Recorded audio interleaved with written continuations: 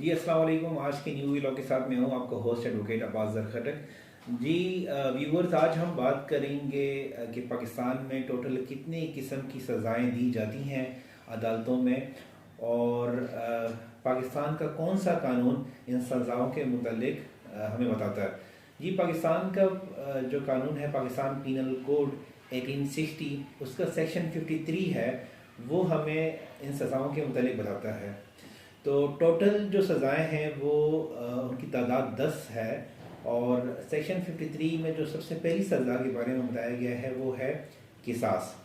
किसास बहुत सारे व्यूअर्स को पता भी होगा। किसास का मतलब ये है कि आई फॉर एन आई, यानी जो आप रिटिलिएट करते हैं सेम चीज़ के लिए।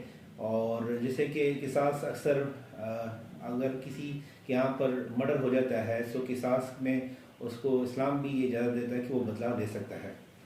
लेकिन डेफिनेटली पाकिस्तान की सोसाइटी में कानून है और अदलिया मौजूद है, तो कानून आपको ये कहता है कि आप अदालत में आएँ और अदालत में उस जिसने जुल्म किया हो उसके ख़िलाफ़ आप केस लड़ें और अदालत उसको सज़ा देगी। इसमें जो दूसरी सज़ा है वो है दियत।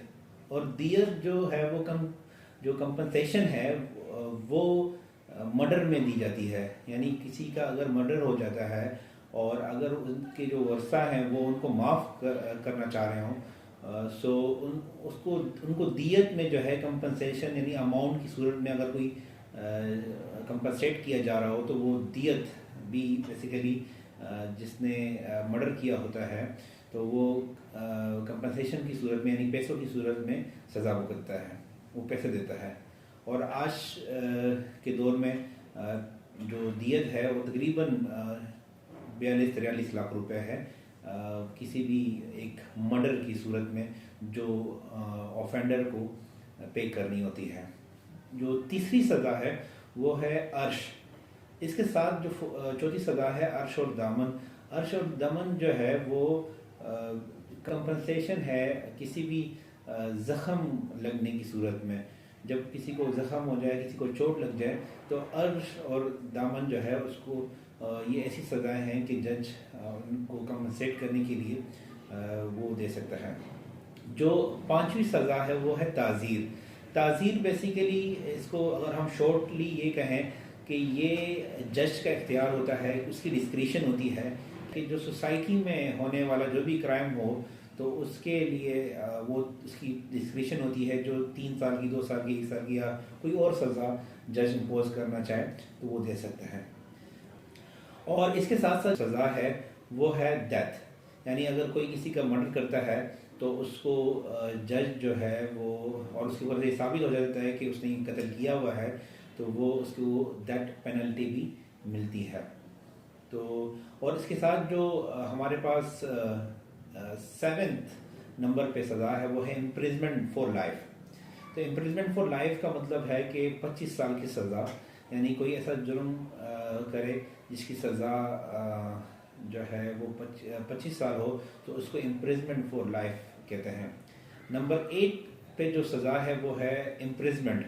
अच्छा, इस इम्प्रिजमेंट की जो है वो 2 किस्में हैं, और इसमें एक जो है वो सज़ा वो रिगोरस टाइप की पनिशमेंट है, यानी जिसको हम कहते हैं सज़ा बमुशक्कत, यानी उसमें सख्त सज़ाएं दी जाती हैं। और जो दूसरी सज़ा होती है वो सिंपल सज़ा होती है, उसमें कोई मुशक्कत यानी आपको कोई चक्की वगैरह पीसना नहीं पड़ती और कोई आपको सख्त काम नहीं करना पड़ता। हमारे पास जो 9th नंबर पे है वो है फॉर फीचर ऑफ प्रॉपर्टी।